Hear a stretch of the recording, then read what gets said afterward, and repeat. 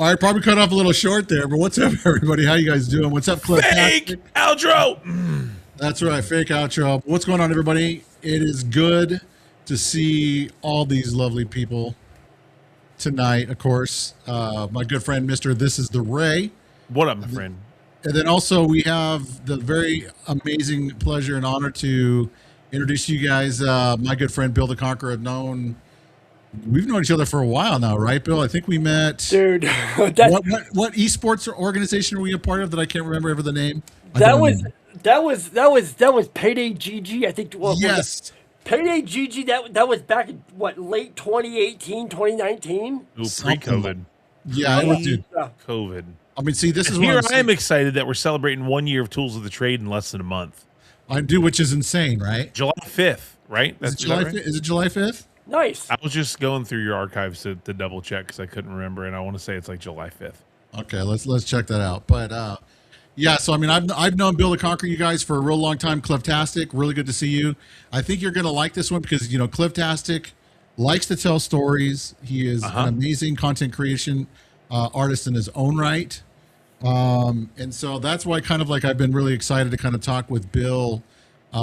Originally, Bill, kind of give us and the audience like a little bit of your background, your history, like where you came from, how you kind of got to the point of where you're at, kind of briefly. Okay, so when I met you, I had attended Evo. I went to Evo in 2017, and off the back of that, I realized at that point how strong the gaming world was when it came to engagement and opportunity. So I got involved with Payday GG. You got involved, and I was trying to figure out a way because when we started we didn't have any money, and so I'm like, how can we get our message, our voice out there by just something for free that doesn't cost any money. So I started this lame podcast, and it got some traction. We got some contacts out of it. Left Payday GG. Realized, okay, let me try streaming for a bit. So I streamed on Twitch for, I want to say probably 2 years. I started a long time. Yeah, maybe 2 years. I started pre-COVID. Partway through COVID, I just kind of realized, like, you know what? This isn't me. I'm not that guy. I just realized it wasn't my demographic, and that's fine. At that point in my life, I had other things going on. I was still a fast pitch umpire. I still work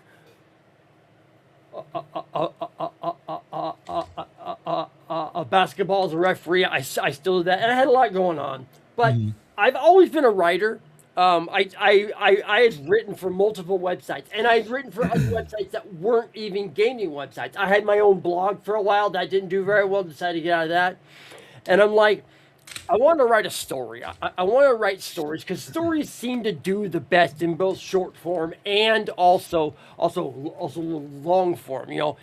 Some of the most popular podcasts are a true crime podcast, right? That's basically somebody talking into a microphone and reading off of Reddit. That's honestly, all it is basically. And so I'm like, okay, I want to write a story. I want to write a story about something I'm passionate about, which at the time was Destiny 2. So my original plan was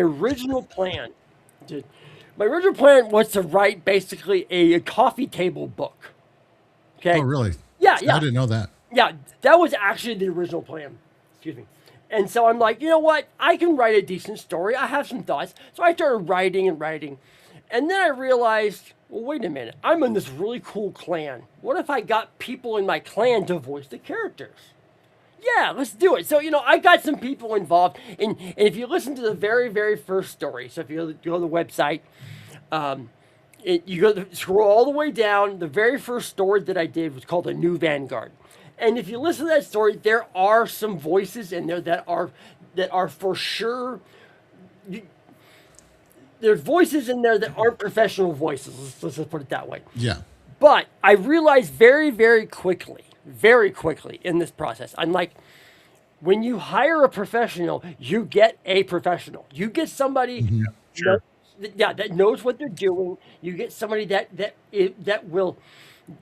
You get somebody that is not. You get somebody that doesn't care about anything other than the project. And one of the barriers you always have when you're working with friends on anything is, if something goes sideways and you have to kind of give direction back the other way. Yeah. Yeah. You have there are people that take that personally, and that's just, and there's a couple times in that process where that happened, and like, you know what, I'm just gonna bite the bullet. I'm gonna hire professionals. So I started.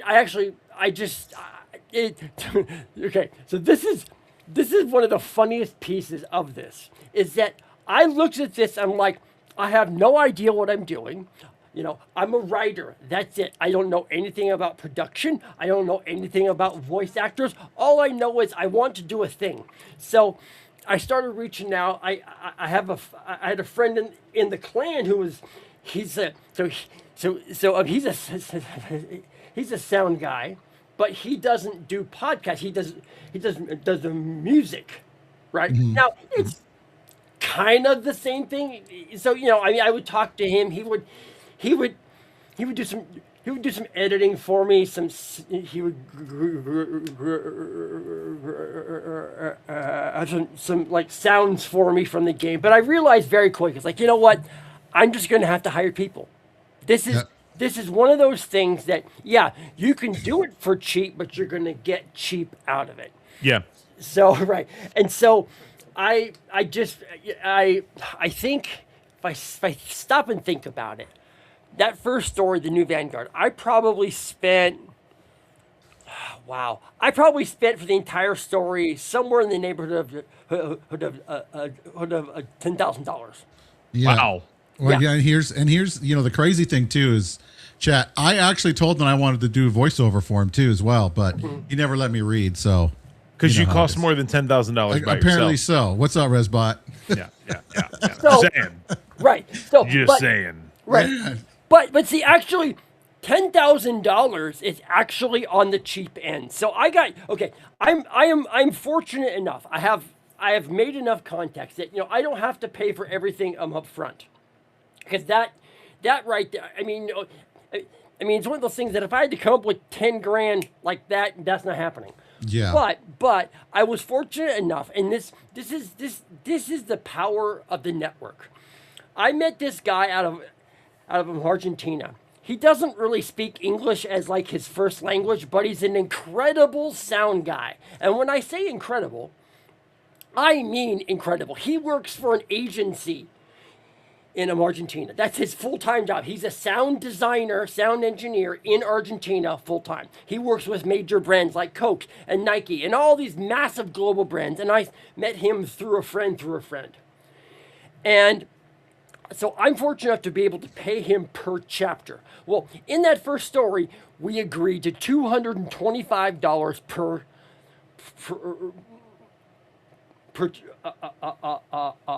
chapter. Okay. So right there, $2,250 right off the beat, just for that first story. That's without me hiring a single voice actor or anything else. Now, so then you have to hire the voice actors. Now my crazy idea is, how much per hour are we talking? Come to find out, so the guy that does the voicing for all the, so that one deep male voice that does all the movie trailers, right? Uh-huh. $800 per hour. Ooh. And there's a difference between union and non-union, and he was giving me his non-union rate. Okay. Yeah. So I'm like, oh, I don't have $800 I can give you. Sorry, sir. He goes, no problem. I totally get it. But I was able to make some contacts and learn throughout the process. There are definitely tiers. Okay. There are tiers. So I found a couple of really, really good voice actors. They charged me about $100 per hour. So that meant for me, okay, I need to write very I need to write very strategically. I need to set myself up so when I have that $100 or $125, what all their lines are going to take 1 hour. Yeah, yeah, Right, yeah. right. So go through that, and I, I made it very clear to all the voice actors off the bat. It's like, look, I don't know what I'm doing here, so I don't want to piss you off. I want to form a good relationship. So, if I'm out of line, tell me, because I told this one person. So the person that does the person that voices my core array, she's freaking amazing. She's been there for all 3 stories. And I told her one time, I go, look, you're the pro here, okay? I know what I want it to sound like in my head, but what I want it to sound like and what it will probably end up being will be 2 vastly different things, because I have no idea what I'm doing. So, I told her, I go, if I say something that is out of pocket or out of line, please tell me. I don't want to piss anybody off. I'm the new guy here. You're the veterans. Just be straight with me. And I think that went a long way. It's because, I would give her something and I'm like, this is what I want it to feel like. And she'd be like, okay, then so it would probably sound like this. And she'd do it. I'm like, yes, that's exactly it. And she was fantastic. She, by far and away, is the best voice on all my stories. She is an amazing person, an amazing actress. She had bailed me out of some really tough situations a couple times. And so, so what did I basically, the first story happened, I kind of learned on the fly. And I'm like, okay, I've learned a ton. While I was wrapping up that first story, I started to write my next story. And that was where I decided, I'm like, okay, if I want to make this work, I got to write a story that everybody, regardless of whether or not you play Destiny 2, can at some level resonate with, at some level. And what does everybody resonate with? They resonate with a love story. Everybody loves a love story, right? Okay. But I wanted to use the Destiny universe as kind of like the foundation. Why would these 2 people fall in love? Why? Well, they're both guardians and they do the various things. And so I set out in that process of trying to get this new script together. I started things like, I was like, you know what I want? I want 2 people that are actually in a real life relationship. I want 2 people that are actually dating each other in real life to do this, because I felt like there would be a sort of a chemistry there that random people could not achieve. So, I learned as I went. That first story, I paid for some really stupid things. I wrote the story, and this is one of those other lessons you just learn. I wrote my very first script like a story you read with your eyes. And I remember, I remember finishing it, and I'm like, why am I being really descriptive in this spot? I don't need to be, because no one's going to read the damn words, Yeah. So between the first and second story, I'm like, I have to write a story that is meant for the ears. That is the whole point, not the eyes. This isn't going to be a video. This isn't going to be a book.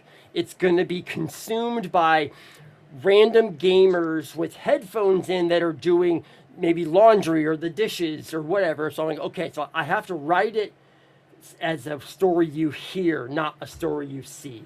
And that actually changed how I actually changed how I wrote the story, because now I had to put the picture in my head into sound. And that's the only thing I had. I didn't have any visuals. And on top of that, if you don't play Destiny 2, you wouldn't understand the terminology in certain spots. So I just kind of went, okay, I got to write a love story about two equally powerful, immortal beings that somehow fall in love with each other. And I have to make it funny, and I have to make it engaging. And this is also very true. We are fan fiction media. We utilize audio dramas to explore. It's not positive. Okay, I totally failed. Anyway, sorry. That's totally my fault. Because, dude, like, if you guys can see, I was trying to do it here in the editor, and it wasn't playing. I was like, okay, well, it's just going to be quiet then. I didn't pull this This out. was like, let me just take over this show real quick. Yeah, go for it. No, anyway, Anyway, go ahead. What you going to say? No, that's okay. So as far as like as far as like the whole journey of like being a creator, you start off with this idea, and I had this idea of how I wanted it to sound, but I remember at the end of the first story thinking I knew what I wanted to sound like, but I didn't know how to get from A to B to C to D all the way to Z. I knew I wanted A and I knew I wanted Z, but I didn't know any of the pieces in the middle, right? And so that whole process of, I'm not writing a visual story. I'm writing an audio story that turns into pictures in people's heads. And if you play the game, you'll have a different picture than if you don't play the game. But I've sponsored streams where I have streamers listen to it and react, and I do it with people that play Destiny and people that don't play Destiny, and so I've kind of watched the reactions, and it's really funny to watch the chat when people don't play Destiny, but they hear and they watch this, and their first question is, "What the hell is this?" And I'm like, "This is my blah blah blah." Kind of explain, like, "Okay, whatever it is, this is good. Keep going." And I'm like, "Okay." And so I found two people that were in a relationship in real life. And I was like, here's what I want to do. So they hadn't really been voice actors in the professional sense. So that was, but I was willing to sacrifice their, I guess, lack of experience for that whole chemistry thing. And it actually worked out really well, because there's, in some scenes, the two of those voices are together in the same scene. There's a sort of a vibe there that you couldn't recreate unless it was two people that actually had feelings for each other, right? And so so the second story of Dirty, Messy, Titan Love, and so Dirty, Messy, Titan Love. That I need a T-shirt. I need a Dirty, Messy, Titan Love T-shirt. True story. I actually have shirts. I actually have shirts in production right now. I really didn't have the means to do shirts until recently. So I actually have shirts in production. Anyways, yes, it is. It is called Dirty. So the first story is called The New Vanguard. The second story is called Dirty, Messy, Titan Love. And so what it basically boils down to is, what do you do when you have two people and they are equally as powerful as each other? You have a Titan and a Warlock. They all have their strengths. They all have their weaknesses. And, in any given moment, she could kill him and he could kill her. Okay, why would they fall in love? Why? What's the whole point? Why would they fall in love? And so I was trying to find some inspiration and trying to find, like, okay, I got to have something I can draw from. I started like watching YouTube videos, and then one day I walk into the bedroom and I see my wife sitting on the bed. She's looking at her phone, whatever, and I go, "Dear, I have an idea." And she looked at me with like, "Oh no, not again." And so basically when you when you listen to that story, Dirty, Messy, Titan Love, that is me and my wife. That is a lot of how we talk to each other. Well, I think for a lot of times too, with the stories that we do tend to write, especially as writers. I've done some writing myself, and it always comes from a place of kind of like personal reflection, right? Like even if you think about, say, like J.K. Rowling's with how she created the Harry Potter series, right? She did a lot of studying in terms of like, the magic and magical arts and what that kind of all entailed and the kind of the type of, world she wanted to kind of create. She did a lot of research, and you can tell when you either, I'm sure when you watch movies, I've not seen them yet, chat, or you read the books that, she paints this really wonderful kind of deep picture in terms of that whole entire what she wanted, like what's inside of her mind here. She's putting it to pen and paper, Right. and then it allows the reader to kind of take on a life of its own. So her real life experiences and what she kind of studied kind of go into the story to kind of help push the narrative. What's up, Booms? Good to see you, sir. And so I guess my question to the one of the other things I wanted to say. Sure. One, I wanted to share this right here because this is kind of like a sample of some of the writing and stuff like that you've done. Yep. With the fan fiction. And so, I've known Bill, you guys for many, many years, and Booms, you're going to like this because Bill here, the reason why he started playing Destiny 2 is because of his son. And so that's why I started, hanging out with him playing Destiny 2. We would do some co-stream sometimes. Yep. And that was one of the only reasons that he kept playing even after he kind of stopped streaming and stuff like that. Exactly. And so, during that time, as he kind of put his heart and soul into creating this Destiny 2 fan fiction, did you just really, really briefly, so we can watch the video? Sure. Did you get any kind of like weird pushback from the Destiny community, or did you find that most people were kind of open to the whole idea of maybe exploring, a different side to Zavala? Yeah, because the Destiny community is volatile either way. Yeah. Like on one side or the other, it's going to be explosive. So Right. Okay. I purposely set out to not rewrite the lore. I purposely set out to tell a story that like I said, a story that would resonate with the Destiny universe as the foundation, because I know exactly how the Destiny how the Destiny community operates. Believe me.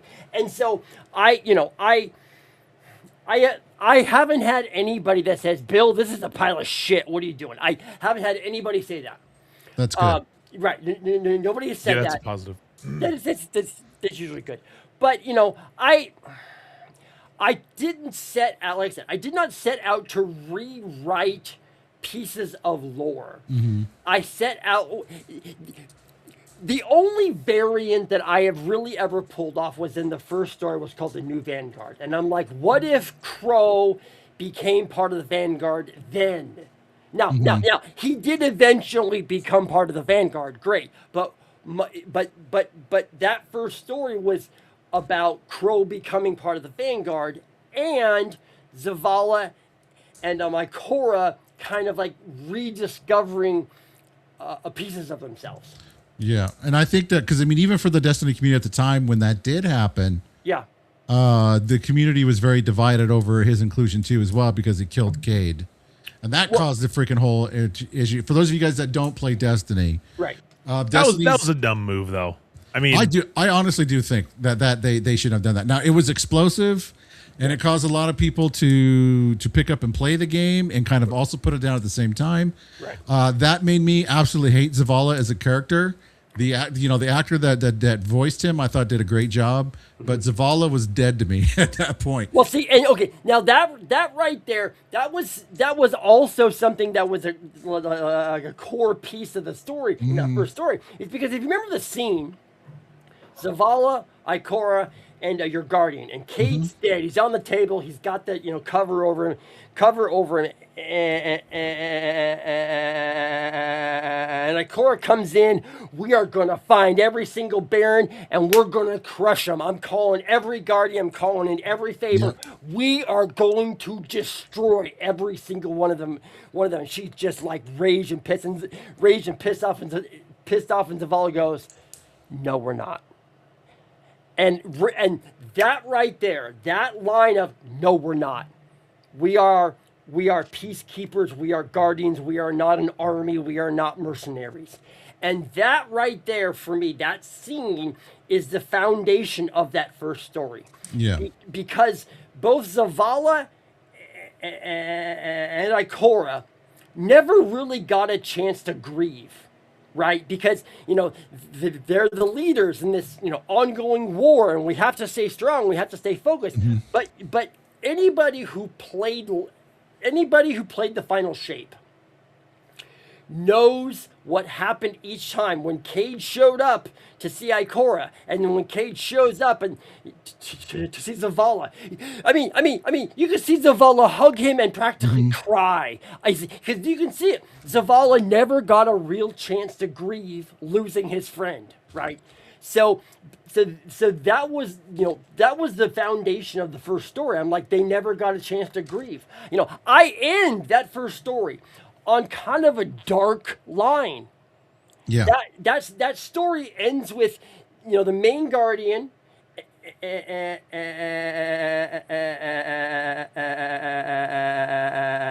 like Cora sitting in a cave. And they're sitting in this dark cave, and Ikora's like, why does it talk to you? Why does the traveler talk to you and not me? And the guardian goes, what makes you think it's ever really talked to me?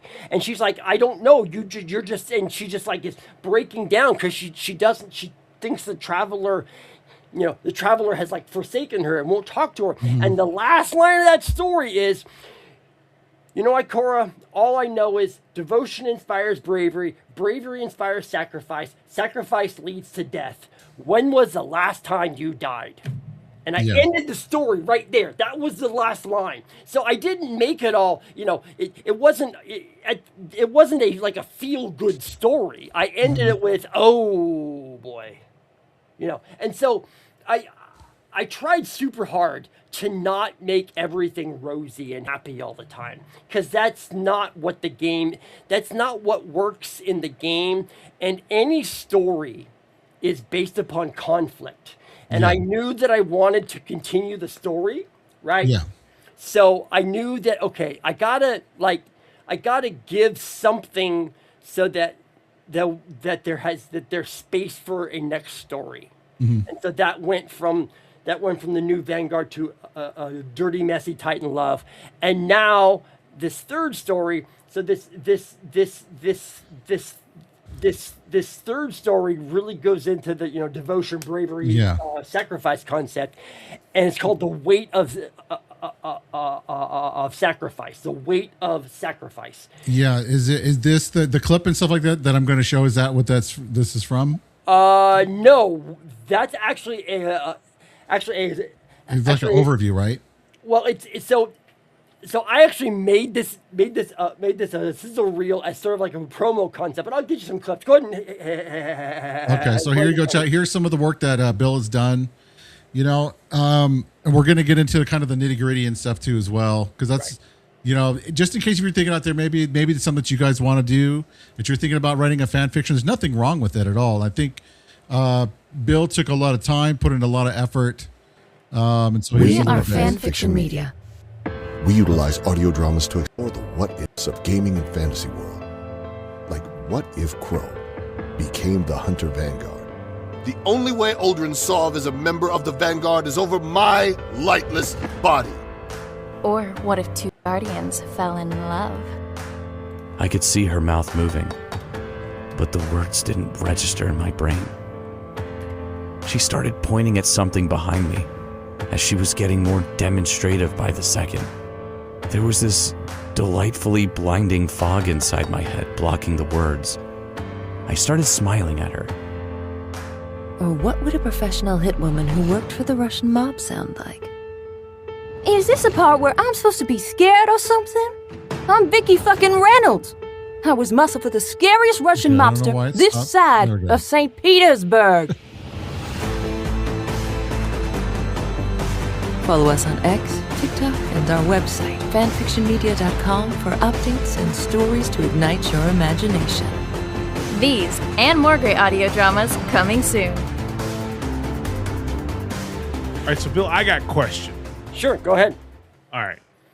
So, obviously, the Destiny community is the most dedicated and obnoxious and possessed and freaking right now disappointed community in the world. I mean, I'm going to be honest with you. Yep. I think that at least 70%, if not up to 85% of the failure of Marathon is because the Destiny community is so mad that Marathon exists in general. Yeah. Like, I'll be honest with you. I think that the Destiny community is backing the knife to the throat of Bungie and or Sony's next step, just to kind of paint the picture of the community at large. Right. So, I mean, and like we're talking here, you said you did one story run was 10 grand. What's your total spend on the 2 stories so far? Ballpark me. So first story was 10 at least. Second story, I've worked it out. It ends up being about $1,000 per chapter. So it depends. Now, obviously I was, So ballpark me. So you're in the third story. Like, have we spent 25? Have we spent 30? Have we spent 12? Because I'm setting a question up. I'm baiting you with this question. I like tell me, ballpark me. Ballpark on the third story is at least 20 grand. Yes. Just on the third. Just on the third story. If you adding 10 from the first, so we're at 30 plus. Right. I would say, as a conservative estimate of all 3 stories, you could say $40,000. $40,000. Okay. Yeah. A Destiny fan and a group of Destiny fans who are, I'm just painting the picture like this on purpose, a group of Destiny fans that are so in love with the lore that they start writing fan fiction and spinning off and creating communities that are on the fringes of the lore. Okay. Yeah. There's 2 questions that I have, like hurdles. Mm-hmm. Okay. Number 1, what does AI do to you right now? Because a lot of people are writing with AI and it's replacing a lot of creative writing. And I think that's unfortunate because I think that writing and copywriting and script writing, all those things are such a power and specific skill. Mm-hmm. And then number 2, with a $40,000 investment, not to count the probably tens of thousands, if not exceeding tens of thousands of hours that you got invested in the game, right, to have the passion, the knowledge you have, last week's probably not a great week for you. So like, those are like as I'm hearing you tell, I mean, you're just so like, you talk about Destiny like I talk about the Washington Redskins. I mean, it's like if you've got a lifetime invested into this world, right. And a side business. I'm curious.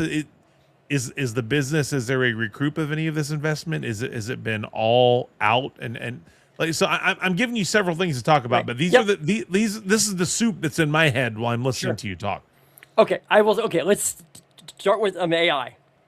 I do not use AI to write. Oh, and I wasn't accusing you of that. I'll be clear. Right. I'm just curious how that impacts your existence. Right. Yeah. No, I'm not. So if that answer came off as me. No, I'm just clarifying myself, friend. No. I'm also clarifying. I don't use AI to write. I tell all my voice actors, I will never sell your voice to an AI trainer. I will never do that. I will never use AI voices in any of my stories. There is no replacement for a human being who is reading something off the page. There is no replacement. I have this other project, and you saw it on the end of that reel right there. I have this other project that I'm working on. There's a couple of videos. Russian Mafia. Yeah, that one. I just had a voice actress do a part for me, and it's this kind of a dark chapter. She's a mother with cancer, blah blah blah, and I asked her to do it for me, and I didn't expect like it to be freaking awesome because I'm not paying $500, for her to do this one little section. But she sends me back her voice lines, and sends me back, and I listen to them through a couple different times just for tone and pacing, and her delivery made me freaking cry. And I'm sitting there wiping my eyes going, I wrote the damn script. I know what she's going to say. Why is this woman making me cry about something that I wrote? This makes no... And so when it comes to AI, I'm at a small enough scale that I don't need it and I don't use it.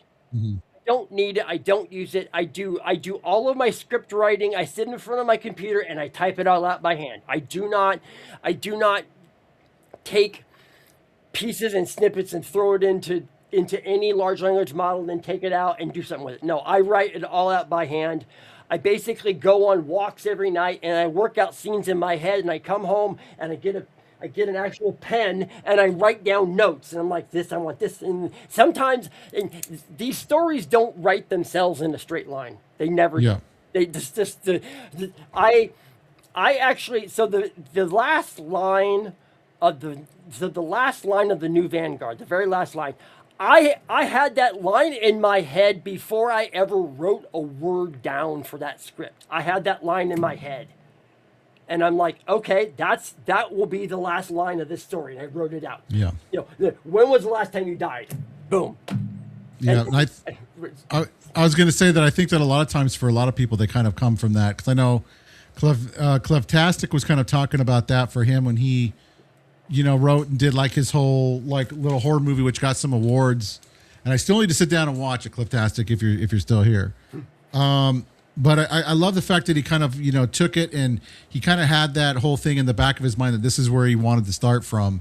And then he just kind of built it around it and he kind of wrote it out. Right. Then, of course, he sat on it for a while until he read it one day. He's like, oh, this is pretty good. And he remembered doing it. Then he went ahead and he did it.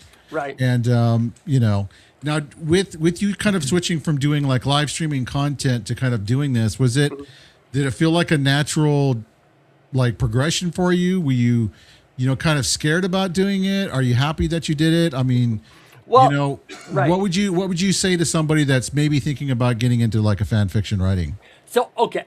All I would say is this, is that starting puts you ahead of about 90% of everybody else. Yeah. And so I will freely admit, both in the first story and my second story, I had to say in my head, this sounds like absolute shit. I just know it. Everybody is going to make fun of me. Why am I doing this? And I just like, you know what?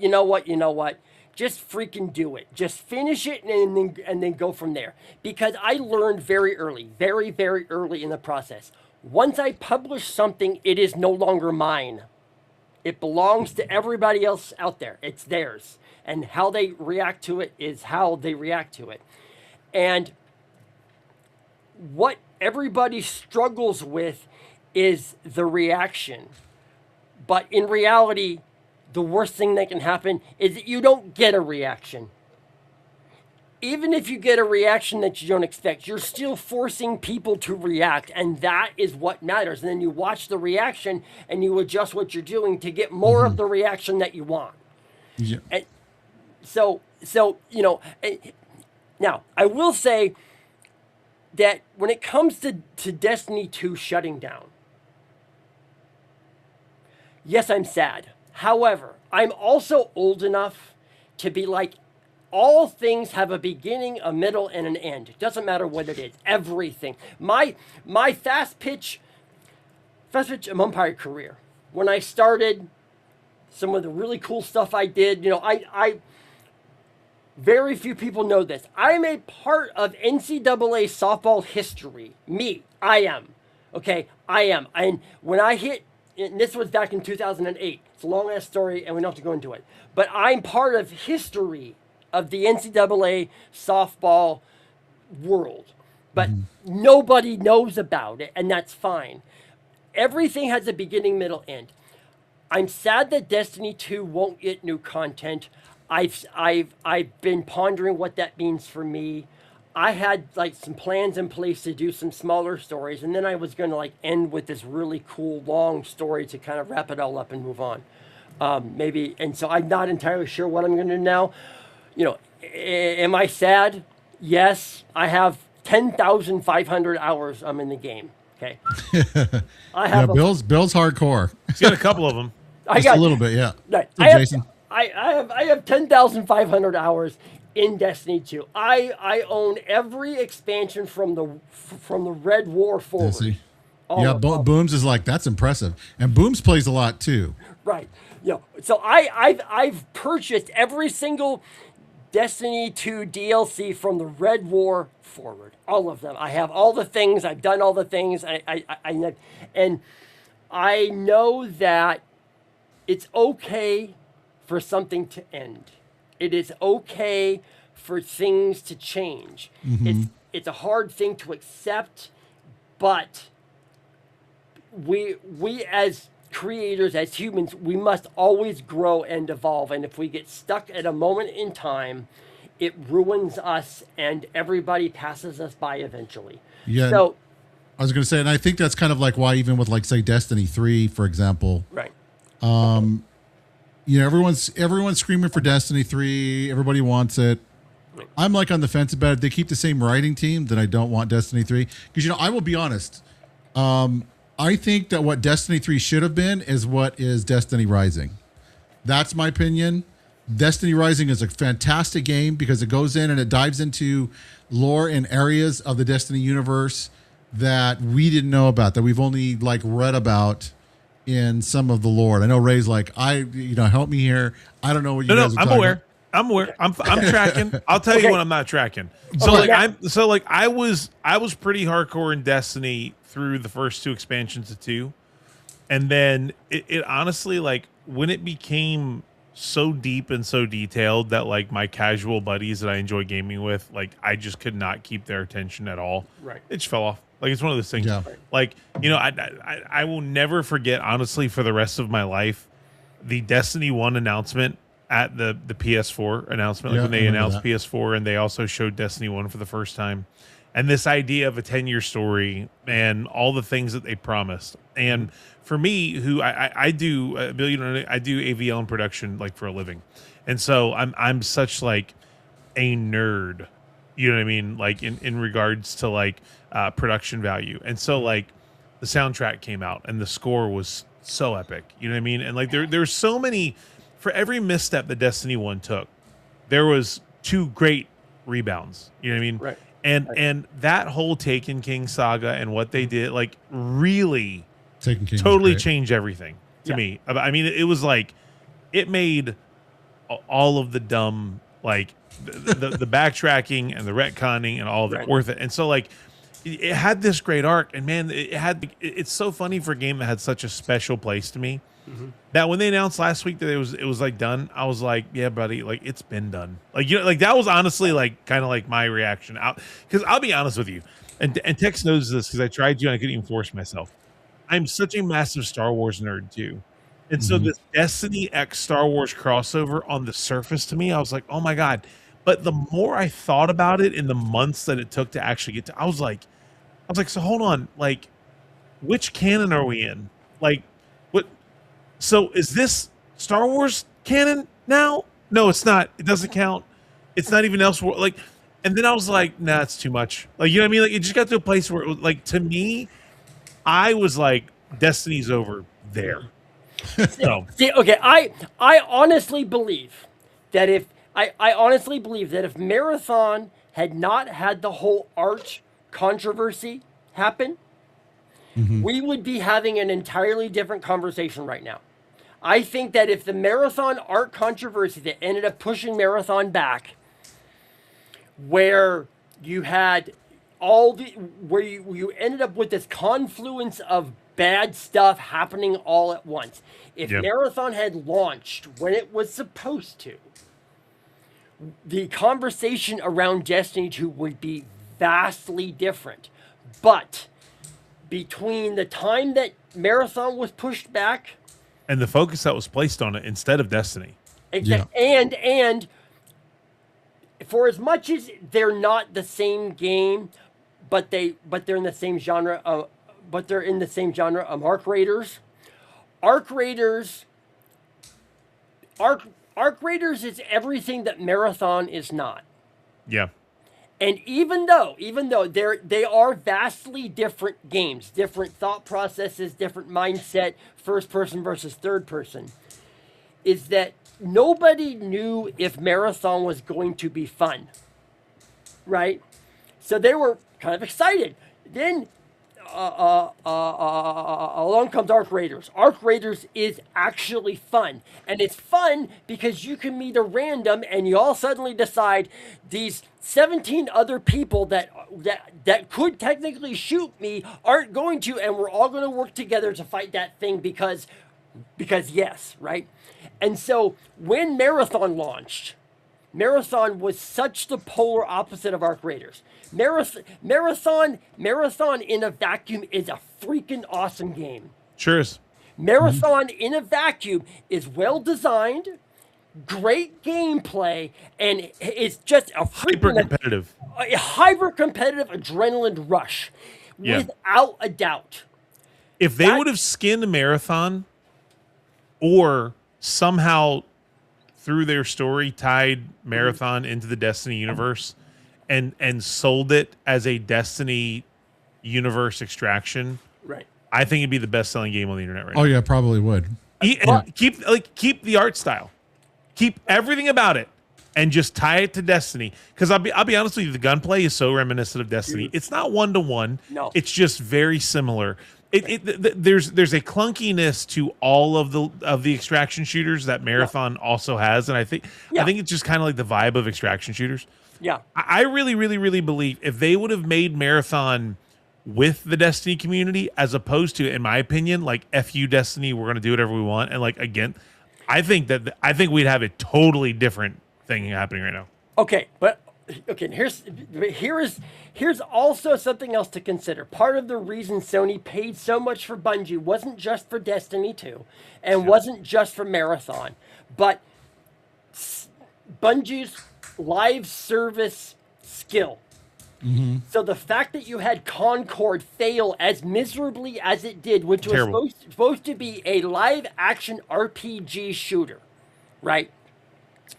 You take those three and you put them all together.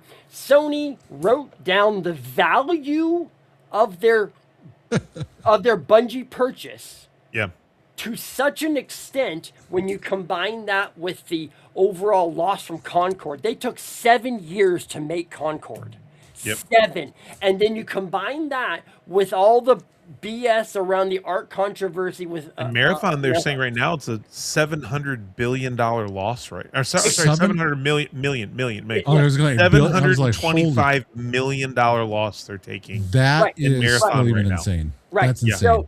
So in my slightly tiny bit informed opinion, the best thing Bungie can do right now, absolutely right now, is make a PC port of Destiny 1. Yeah, that'd be good. I'd play it. play it. Yeah. So what I would pay $90 to play it, because honestly, I never played D1. I never played D1. Oh, no way. Shame on you. I've never played D1. I've never played Shame D1. on you. Look, That's it. We're done. On this guy. I thought I was so out of my lead. I'm the freaking pro. We're done. Show's over. Good night, everybody. Good night. Game over. Drive home safely. But like also, but hold on. I don't want to lose this. Okay. Here's a part of the Bungie acquisition that no one's talking about. It's not been said. I have nothing to found this on. This is just, I've been around this business long enough to know. Mm-hmm. I promise you that there's a significant portion of specifically the original Halo gameplay and storyline coming to PlayStation because of that acquisition, and that's the studio that made it. Yeah. I promise you there are licenses and there are allowances, and it's why you see that PlayStation is not getting multiplayer. Mm-hmm. PlayStation is only getting the Halo story. I promise you that's because of the Bungie acquisition. I guarantee you if we looked it up, you'd find it out. There's a piece of it. And so like you're trying to figure out all these things, and sometimes you got to understand that like there is a cost that they will write off to be like, yeah, but you know what we did? We put Halo on PlayStation, so F you, Microsoft. You know what I mean? Like there's a lot of that stuff that happens behind the doors. I just think it's such a terrible misstep for something that would have been so easy, because to your point, if you in a vacuum, and I think that no one can do this because it's already so far gone. Mm-hmm. There are so many good things about Marathon. Yes, that had they just landed it in their universe, mm-hmm. and or found a way to onboard that Destiny community, which let's be clear, and like maybe you don't know this because you got involved in Destiny 2. Destiny 1 launch weekend had something like 10 or 12 million players on launch week. Yeah, it's one of the most the biggest game launches and the biggest live service game launches in the history of online gaming. Yeah. And within 30 days it was dead because it was so thin. Yeah. And it was so the voice acting. What's the guy from Game of Thrones that I can't think of his name right now? Dinklage.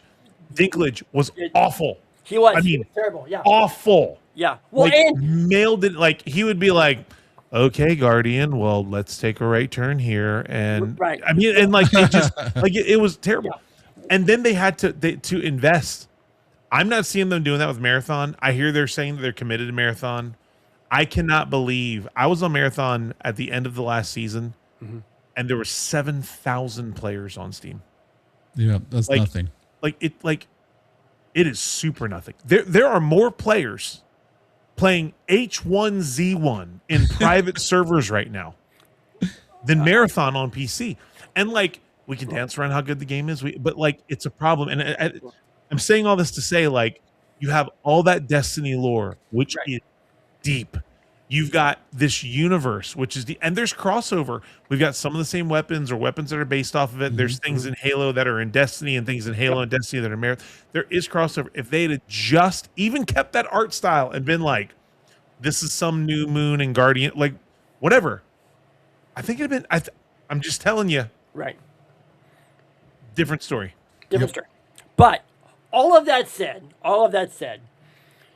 I took, you know, for the stories that I decided to write, I wanted to write stories that were, you know, that weren't like Destiny 2 lore stories. Now I did take some creative license in some situations because I'm like, you know, I just need to add a piece here to make the story work. That's why in the third story, Way of Sacrifice,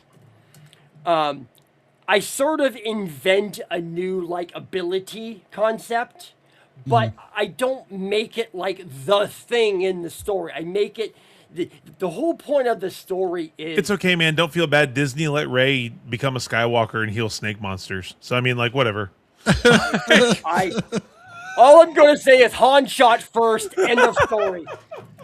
Han shot first. Nobody can tell me any different. Okay. Anyway. But you know, I wanted to write stories that people would resonate with and be able to listen to a couple times because they had some depth to it, and then I tried to keep the voices somewhat consistent. So you know, for example, the guy that does Saint 14, okay, true story. I sit down. We're gonna do so. This is me in my first story. He's been in all three stories. My first story, I had this scene in chapter 1 of the new Vanguard where, you know, where the Guardian goes to talk to Saint. And so at the time, I get the guy and we're going to do it live. So we're in a Discord call. It's me and the voice actor and then this person that I had at the time was my engineer. And I had sent in the script. We had messaged back and forth. And I'm like, okay, go ahead whenever you're ready. I want to, and I told him, I want to try not to get in your way. You do what you do, and if I need to stop you, I will. And he's like, great. I kid you not, this like 24-year-old kid rips off like a 95% accurate Saint 14 impression, and I'm literally sitting there shaking like, holy crap, what did I just hear? And so he does this whole sequence, and I don't stop him. He just goes and goes and goes and goes, and then he stops and goes, so how was that? I'm like, holy shit, you're good. Oh my God. And I just literally sat there with my head on my hand going, don't ruin it, don't ruin it, don't ruin it, don't ruin it. And I actually did this thing. It didn't work, but I wanted to see if it would. I like took his lines and I overlaid them on some old Destiny footage, trying to trick people into thinking it was actually Saint 14 saying something, and it didn't work. But that whole process of trying to keep the voices consistent over time, and I probably lucked into some really talented people by just sheer accident. But I've been really fortunate that I've been surrounded by high quality voice actors who do great work. And I always try to pay them when I say I'm going to pay them. I don't ever ask them for work unless I actually have the money ready. Because I don't want them to think that I'm trying to get free stuff out of them. I always try to pay them on time. I try to make sure that they have a firm deadline, and if they have questions that, I answer them right away. So I try to treat everybody that I work with, especially on the voice side, as best as I can, because I can't pay people $500 per hour. I can get away with around $100 to $150 an hour, but man, I've been really, really, really fortunate to get some high quality people. So yeah, and I think that's tough, especially when you're looking at doing like projects and stuff like you're doing, like Clifftastic. I don't know if you saw, and I know I brought up Clifftastic a couple of times tonight, Ray, but he was doing his because he was interviewing, and it just reminds me of what Clifftastic said when he was interviewing with Grim Hollywood, who's a partner of ours with Helix, which is why I want to bring it up. Great show, where he said, he brought on the people to kind of, act in his movie. He kind of told them that he couldn't pay him, but this is what they would get, and he said, he goes, I'm just going to tell you this. I'm just going to tell you right out front. He had them all like around to do a reading, and he said, don't fuck up my movie. That's exactly what he said. He said, don't fuck up my movie.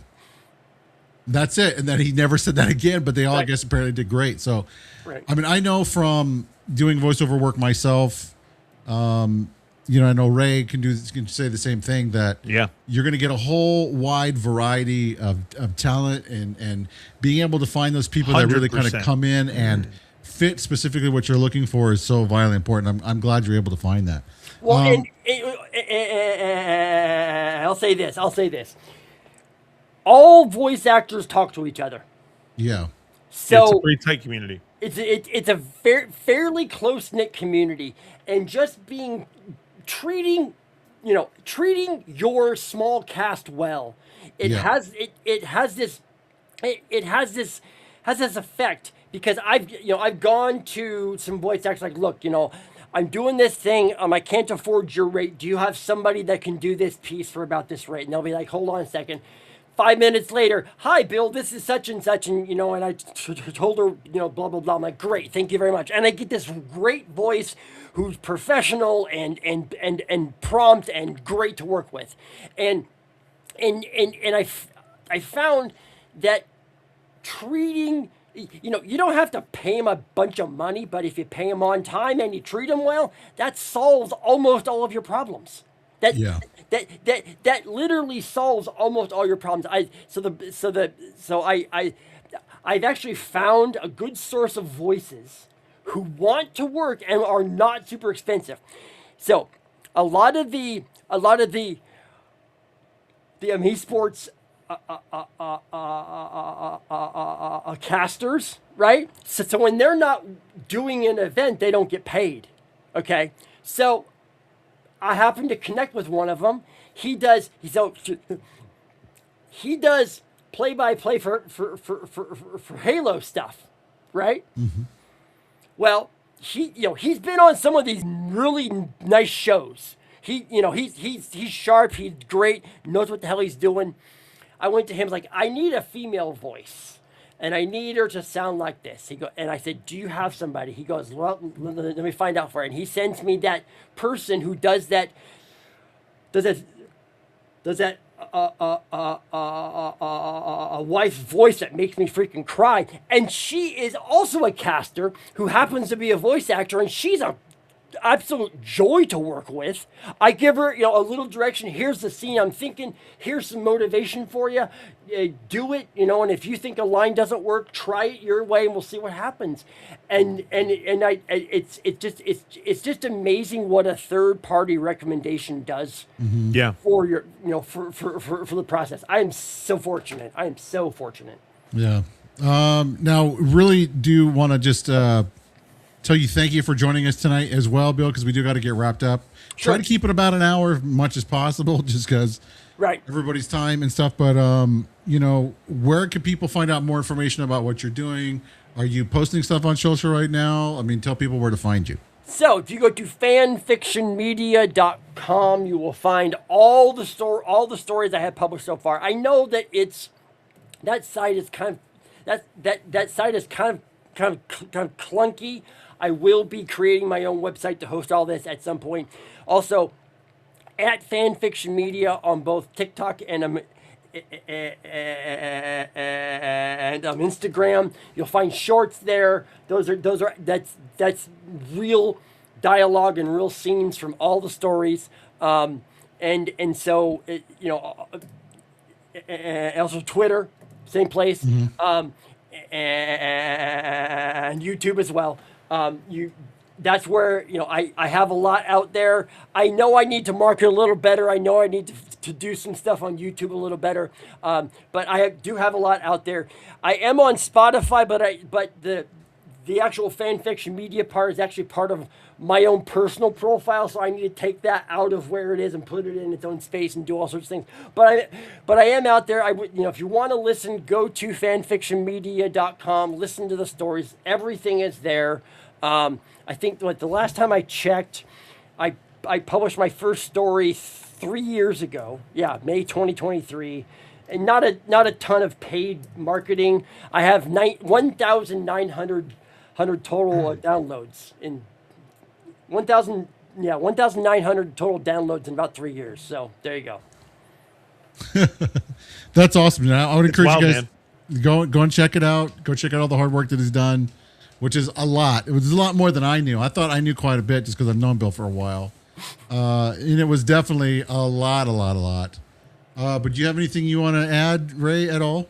No, I mean, I look, as someone that writes and creates and produces and all the stuff, I mean, the commitment and the investment that you made is honestly, it's up there with like I've never heard before. Wow. I've never heard someone that on their own spent the hours and the funding to write their own like headcanon. You know what I mean? Like, and make it like a real thing. And I'm not saying that to be disrespectful. I'm just saying like to take that and to develop it, man, that's wild. That's crazy, man. I mean, congratulations to you on all you've done. I hope that it continues to grow. And I'll be honest with you, man, like with the end of the universe, man, like maybe you're the light that keeps carrying it. You know what I mean? Like, okay, I've actually thought about that. I'm like, do I keep going? And then all of a sudden, everyone's like, oh, hey, what's this over here? And it only takes one short piece of content to pop to a ravenous Destiny community. Yeah. So, but all right. Yeah, I will say, just as kind of closing this down, there are some lines that I wrote in the various stories, and I've tried to kind of like post them and shove them out there, but there's some pretty good lines in some of these stories that I've written that I'm like, it's like how is the community not just like memed all over this? Because it's a really good line. It's like, what's going on? So anyway, but yes, I appreciate you guys having me on. Thank you very much. I appreciate it all. Thank you. You're welcome. Make sure you guys go and throw Mr. Bill a follow. Ray, a pleasure, my friend, and everybody that came by and hung out tonight. Jug as well for the resub over on Twitch for 47 months in a row, which is pretty insane. Booms, you're the man, the myth, the legend, Mr. Amazaku, the one and the only, and everyone else that come and hang out tonight. Resbot and Cleftastic, and we talked a lot about Cleftastic on the show. Anyone here? Yeah, so hopefully his ears are burning. So I don't know. Let me turn off studio mode here. But all right, you guys have yourselves a good evening, good weekend. Have a good week next week. We're going to go and raid my nephew over on the Rumble side. For the rest of you guys, be good to each other. And we'll talk again this next week. All right, chat. Bye, everybody. See you later.